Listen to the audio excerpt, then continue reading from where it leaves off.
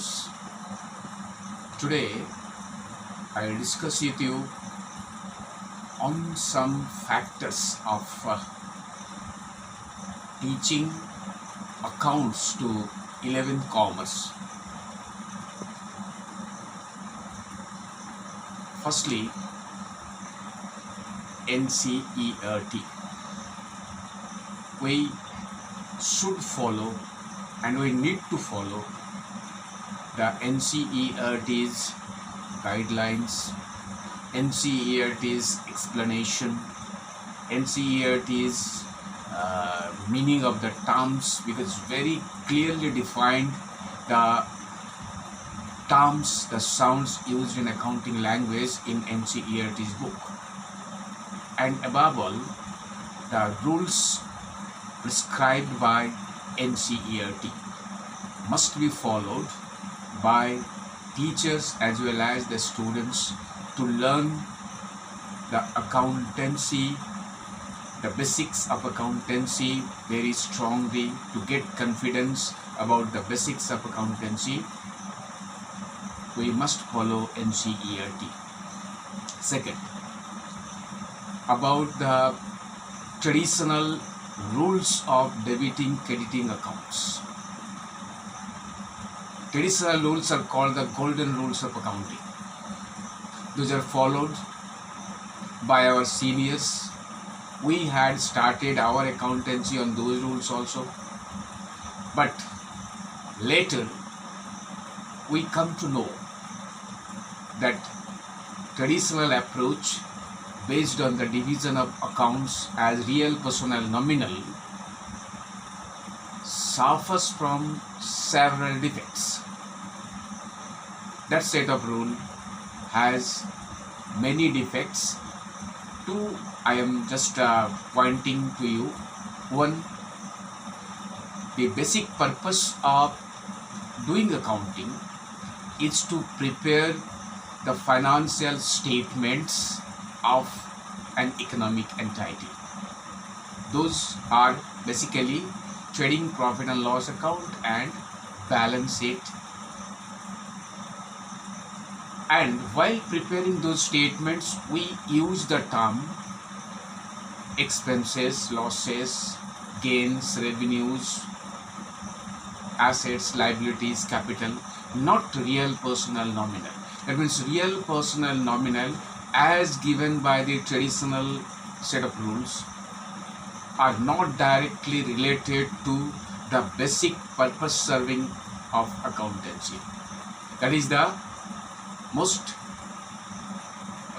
basic defect of or shortcoming of traditional approach. Another is, while preparing trial balance, we write on debit side in debit column and in credit column. Suppose we write capital in credit column. What is the reasoning? We write debtors, somebody tells a debtor in debit column. The balance of debtor we write in debit column. Balance of creditors we write in the credit column. Why? How can you explain? So there we face little trouble of giving the reasoning. And some other defects are also very clearly given. If you refer the book of ABS publication written by Monilal Das, which is one of the leading books of Eastern India, some more defects are there and very clearly defined that the rules have some defects. So the students are advised to follow modern approach. Now I am coming to that modern approach. Modern approach is what? That means method 2 according to that writer's book.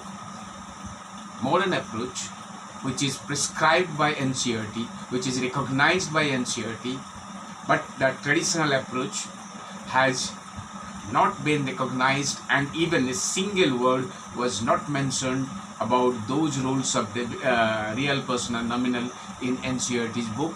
Means NCERT has not accepted the traditional approach of debiting crediting accounts. Traditional approach, the rules of traditional approach for debiting crediting accounts. Rather, it has emphasized the modern approach, that is based on the terms used in financial statements, that asset, expenses, losses, capital, liabilities, revenues. On the basis of those, modern approach has given the rules. These 6 terms: assets, expenses, losses, capital, revenues and liabilities, are used as nature of account or elements of account, and on the basis of that, the modern approach has given the very comprehensive, flawless, defectless, and that is why our NCERT's book has prescribed that set of rules, modern set of rules given by on the basis of that accounting equation.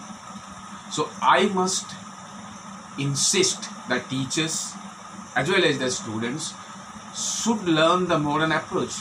Why you will harping on the traditional approach, which is outdated, which is having some defects? So defective rules should not be learned. And next I will go to that using being as a traditional term. While making journal entries, we write being goods sold, being cash introduced as capital. That practice is no more used now, and that is why NCERT has not used anywhere. You see the book of NCERT, you will not get anywhere that being has been used as a part of narration. In narration you have to write, because it is as per the principles of accounting, that is full disclosure principle.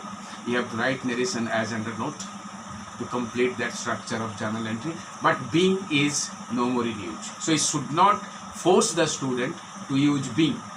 Then next is using to and by. It is good to use, it is easy to write. You can say the students that you write on the by side, write on the to side. So writing to on debit and by on credit is little facilitating for the teachers, for the students, but it is no more in use. So you cannot you cannot force the students to write that to and by also, as per the NCERT's instruction. Nowhere you will see in the NCERT's book that to and by are used in ledger posting or in cash book itself. Another, while making the journal entry, you write cash account debit. So cash account, that account is abbreviated from AC we write, and A capital letter, generally the practice to write A capital letter, and C may be capital is small. But some students have the fascination to write small letter A, AC small letter instead of capital letter. Then some teachers say, no, this is wrong, you have to write capital letter. No, both are accepted by NCERT and both are used at the student's choice. Because if you want NCERT's book to see that where it is small letter use, you refer the book of 2006 publication of NCERT's accountancy book of 11th standard. So I must say that you should not force the student to write being, to write to and by, and to write capital letter A, and you must follow the modern approach, which is the rule, which is the set of rules prescribed by our NCERT. And okay, NCERT is actually enlarged syllabus, is a guideline, a book of guiding spirit. But for practice, it is lacking. Some sums you need, but very less number of sums are given. For practice, you need some more sums, and that is why you may refer for CBSE, for ISC, for all other state boards. I am telling you must follow the instruction of NCERT as guideline, as rules of debiting, crediting. But you, for practice, you may keep another many good books of them. So you may keep another book. Any reference book. There are many books for CBSE, for ISC, for state boards. For practice, where sums are given large number, you can refer that. But guiding spirit is NCERT. So again I must say that all the students should keep a copy of NCERT's book, which is very less costly because it is subsidized price. Government has subsidized the price, so it is 120, 125 like that is the price of a book. So you can very well afford it. Along with that, if you want to keep a book, you can keep one for practice.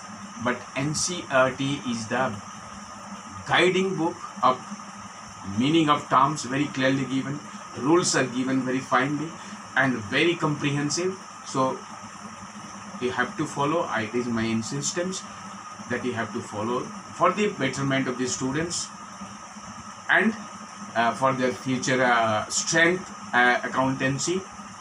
They should follow this. Thank you.